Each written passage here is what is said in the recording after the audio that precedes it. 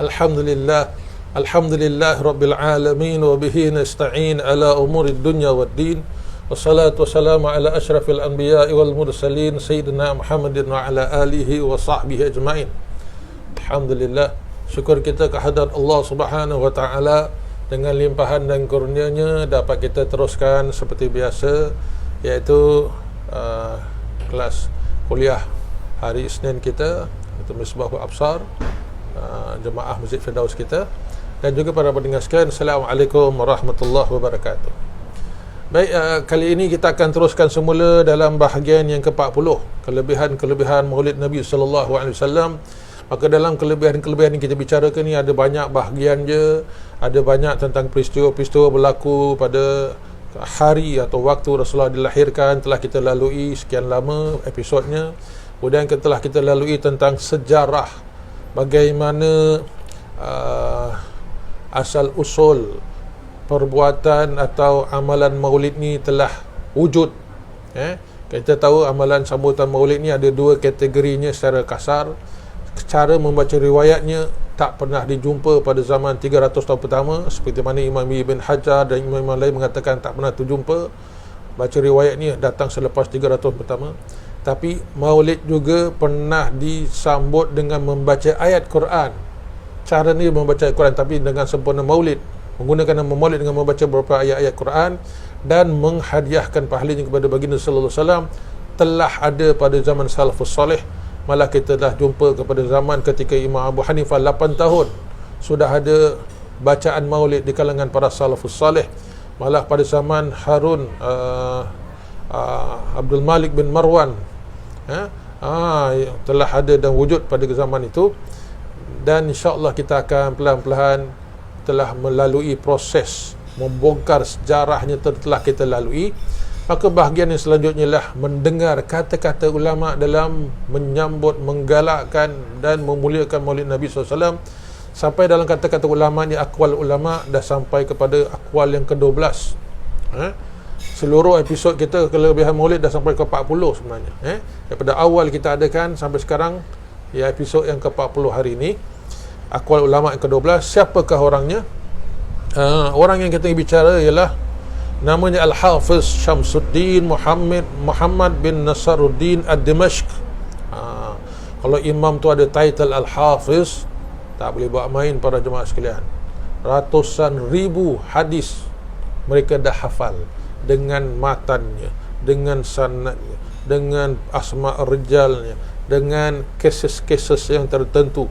Mereka hafal semua dalam fikiran mereka. Jadi kita tak boleh jatuhkan orang-orang yang bertitle Al-Hafiz.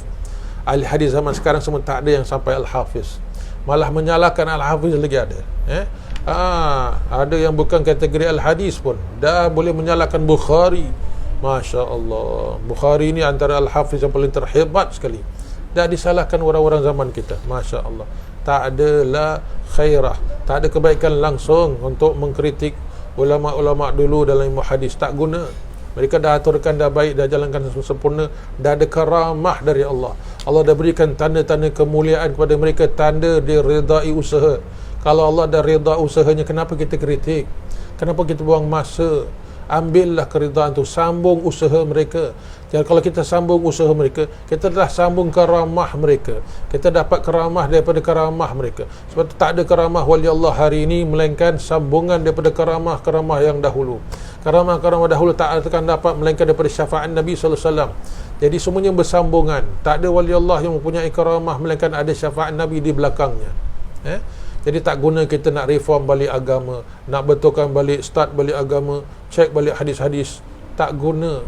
Kita boleh betulkan hadis yang mana palsu, diterangkan yang palsu, itu okey. Tapi kritik-kritik ulama dengan usahanya, buang masa pada jemaah sekalian. Kita dah akhir zaman. Kita harus melanjutkan apa yang telah diakui sebagai para awliya Allah yang ada karamah, yang Allah rida usaha mereka. Lalu kita kritik. Ni zaman-zaman kritik. Saya lihat zaman ni zaman kritik. Banyak yang ahli agama yang baru lahir mengkritik yang sudah lama. La taqumu sa'ah hatta tasubu awakhirihi hadhi umma awailahum. tidak akan berlaku kiamat sehingga akhir-akhir umat ni mencemoh, mengkritik dengan kritik yang negatif kepada ulama-ulama terdahulu. Ini semua sudah berlaku. Baik, jadi kita nak mewarisi. Kerja kita sekarang ni, para ahli agama dan sebagainya, mewarisi, cari mana punca warisan kita, sambungkan, jalurkan sebagaimana kita dah dapat hari ini daripada orang-orang dahulu, mak bapak kita, datuk-datuk kita yang mewaris. Kita buat yang sama untuk anak cucu kita, mewarisi. Jangan sekat, jangan stop, jangan reform baru, jangan buat effort-effort yang baru. Ini merosak, kita tak mewariskan nanti, padahal kita dapat cara warisan. Jadi antara waris yang besar yang mereka tinggalkan ialah bacaan Maulid Nabi sallallahu alaihi wasallam, sangat-sangat besar, bersambungan sampai pada zaman sahabat. Kalau kita nanti kita akan cek bagaimana zaman Hasan Basri itu dah confirm sambut Maulid Nabi SAW. Kita akan sampai ke sana nanti. Sekarang ni baru aqwal ulama. Yang mana ulama yang kita bicara ni Al-Hafiz Syamsuddin Muhammad bin Nasiruddin Ad-Dimashq, yang mana beliau ni wafat 833 Hijrah. Beliau ni betul-betul sebelum zaman Imam Ibn Hajar Al-Asqalani. Jadi kita akan naik ke belakang dia. Yang kemarin tu Imam Sakhawi, murid kepada Imam Ibn Hajar, kalau tak murid pun peminat. Jadi Imam Sakhawi, Imam Ibn Hajar Asqalani, sekarang Imam Ad-Dimashqi, Syamsuddin Dimashqi. Nanti kita naik sampai kepada Hasan Basri. Nak dengar tak kata-kata Hasan Basri? Bersabarlah dengan saya, dalam episod-episod akan datang kita akan bawa bagaimana kalau zaman Hasan Basri sudah ada sambutan Maulid. Barang itu zaman bila tu? Tabi'in. Hasan Basri jumpa Sayyidina Ali. Bermakna beliau bukan pencipta, ada sebelum Hasan Basri sudah ada. Nanti saya akan war-warkan atau wartakan nanti pada episod-episod akan datang. Baik, apa kata Imam Syamsuddin Ad-Dimashqi yang wafat pada 833, yang digelar sebagai Al-Hafiz? Kat mana beliau cakap ni? Dalam kitab beliau yang bernama Urfat Ta'rif bil Maulid Syarif. Beliau ada kitab mengenai kelebihan Maulid Nabi, mengenalkan Urfat Ta'rif, mengenalkan satu pengenalan dengan kelahiran yang mulia. Tengok ulama dahulu menyanjung Maulid Nabi, mengatur, menyusun, fikir siang malam macam mana nak mewariskan satu tradisi supaya generasi kita sentiasa membaca Maulid Nabi SAW, sentiasa mengingat Nabi SAW, mengikuti cara-caranya. Mereka telah mengatur begitu banyak cara untuk aturkan supaya kita ni yakin kita sudah berada dalam landasan yang betul, dengan diberi. Jadi kita berilah masa sedikit pada kali ini untuk mendengar kata-kata Syekh Syamsuddin Ad-Dimashqi dalam menggalakkan orang membaca atau menyambut Maulid Nabi SAW. Baik, apa kata beliau? Beliau ini ambil, kata beliau, ada dalam kitab, beliau memberikan pandangan terhadap satu riwayat yang masyhur yang beliau ambil daripada kitab Sahih Bukhari. Masya Allah, beliau ulaskan Sahih Bukhari itu. Sahih Bukhari dalam bab apa? Bab kitab nikah. Bab kitab nikah ni ada mengenai kisah yang kita nak bincang, mengenai mimpinya Abdullah bin Abbas. Abdullah bin Abbas, iaitu pakcik Nabi SAW. Yang Abbas ni pakcik, jadi anak pakcik, anak saudara Nabi SAW. Anak saudara Rasulullah ni sepupu. Abdullah Abbas ni sepupu lah, sebab Abbas dengan Abdullah adik-beradik. Abbas bin Muttalib, Abdullah bin Muttalib. Jadi Abdullah ni sepupu Nabi dan digelar sebagai Bahrun Nas. Bahrun Nas fi ilmu Quran. Adalah lautan manusia dalam ilmu Quran, Bahrul Quran. Dia mempunyai ilmu yang begitu luas dalam ilmu Quran. Kata beliau dalamnya mengenai mimpi Abdullah ni, apa dia? Abdullah bin Abbas bermimpi melihat Abu Lahab dalam neraka yang menanyakan keadaannya. Abdullah ni dia mimpi pakcik dia, Abu Lahab tu pakcik dia. Dia tanya pakcik dia, macam mana keadaan kau wahai pakcikku? Lalu Abu Lahab menjelaskan bahawa beliau diazab oleh Allah. Jadi konflik tak dengan syariat? Tak, betul. Mimpi ni kalau compliant dengan syariat boleh pakai. Mimpi yang kontradik dengan syariat tak boleh pakai. Okey. Beliau menjelaskan beliau diazab oleh Allah. Syariat kita mengatakan dalam surah Lahab yang memberitahu dia akan diazab, betul tak? Diazab oleh Allah terus pada setiap masa, melainkan pada hari Isnin. Ini dia yang kita nak tahu ni. Beliau Abu Lahab mengatakan melainkan pada hari Isnin diringankan siksaannya. Ada siksa tapi diringankan. Diringankan siksaannya, malah diberi air sebesar 2 jarinya. Dia dapat minum air sebesar 2 jari, dapat minum sikit air. Kata air tak dapat, kena siksa terus. Apakah di situ kita perlu makan dan minum? Tidak. Ini rohaniah dia. Rohaniah kita pun ada sesuatu yang perlu menguatkannya. Sesuatu yang kata santapan rohani. Kita perlu ada santapan rohani. Itu menunjukkan rohani kita bukannya perlu makan minum. Makan minum itu untuk nafsu dan jasad kita. Itu untuk jasad kita. Jasad kita menyumbang kepada nafsu. Tapi rohani kita perlu kepada ibadah kepada Allah, kegembiraan kepada Allah, benci kepada kemungkaran. Itu santapan rohani kita. Jadi yang diminum ni simbolik kepada santapan rohani. Bermakna Abu Lahab dapat air sebesar 2 jari tiap-tiap hari Isnin. Kenapa pula hari Isnin? Ini adalah kerana rahmat Allah kepadanya yang telah bergembira pada hari kelahiran Nabi sehingga memerdekakan seorang hambanya bernama Thuwaibah. Kerana satu saja kebaikan beliau lakukan, kerana gembira dengan kelahiran Muhammad, orang yang menyampaikan berita gembira kepadanya, wahai tuan, aku mendapat berita bahawa Aminah sudah melahirkan seorang bayi lelaki bernama Muhammad. Dia dengar, dia gembira. Engkau yang sampaikan aku berita gembira, engkau aku merdekakan. Masya Allah, gembiranya kerana dapat anak saudara bernama Muhammad. Maka kerana gembira dapat berita tu, orang yang menyampaikan berita gembira dibebaskan. Jadi kat sini satu pelajaran. Kalau kita gembira, tunjukkanlah kegembiraan kita, ia menjadi saksi kat akhirat. Kalau kita dah gembira dengan sesuatu, buktikan, belanja orang makan, hadiahkan dia, itu akan menjadi saksi. Tengok Abu Lahab, dia buat gitu, dia merdekakan. Kalau dia tak merdekakan, tak ada saksi, tak ada perkara, tak dapat keringanan hari Isnin. Sebab dia gembira, dia bebaskan. Maka sebab dia bebaskan, dah menjadi saksi. Ada orang mengatakan, Ustaz, kan syariat kita orang yang Islam saja akan dapat faedah, orang-orang kafir buat kebajikan tak ada pahala. Ini bukan buat kebajikan terhadap dalam ajaran Islam. Ini kebajikan langsung dengan kekasih Allah, lain, tak sama. Kalau orang-orang kafir membuat kebajikan, menderma pada sedekah pada masjid, membelikan chandelier, memberikan kapet, membinakan bangunan masjid, dapat pahala tak? Mengikut akidah sunnah wal jamaah, tak ada pahala. Tapi dalam kategori orang-orang kafir, dia yang terbaik, itu saja dalam syariat.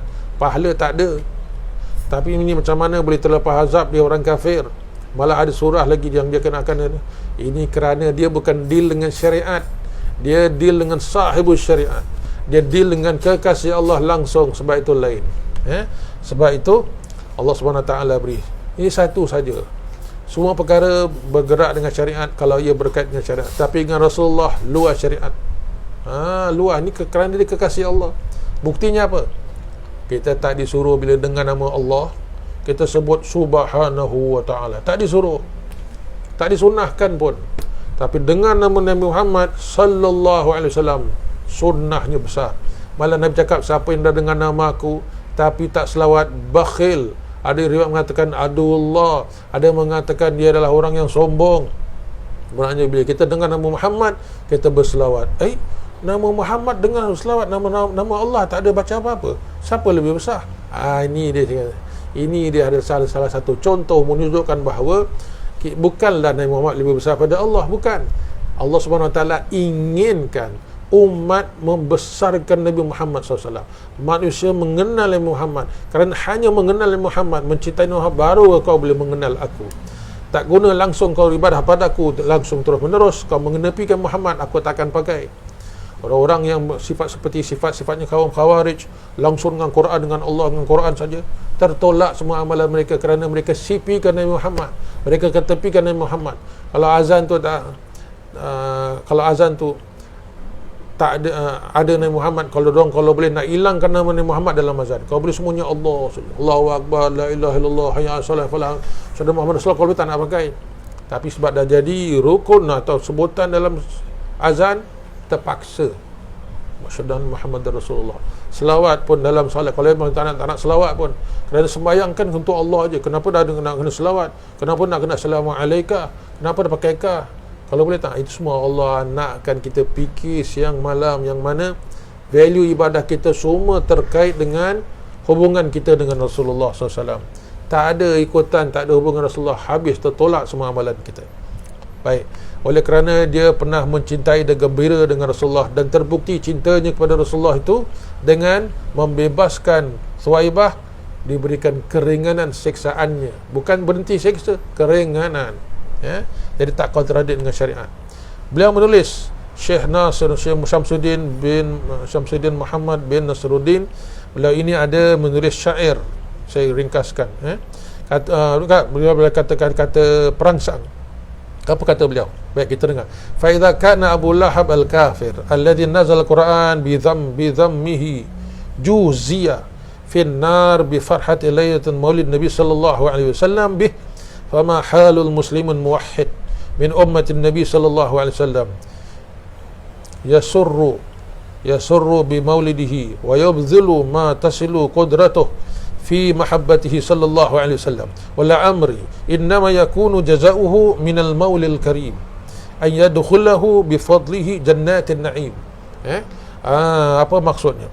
Kalaulah si Abu Lahab yang kafir ini, yang Al-Quran turun dalam mencelanya, diringankan azabnya dalam neraka oleh kerana bergembira pada malam kelahiran Nabi SAW, maka apa hal pula dengan seorang Muslim yang bertauhid daripada kalangan umat Nabi Muhammad SAW, yang bergembira dengan kelahirannya, berbelanja dengan apa sahaja yang dimampu oleh kerana dorongan cinta. Tengok, belanja, gembira saja tak cukup, mesti nak buktikan gembira kita, belanja.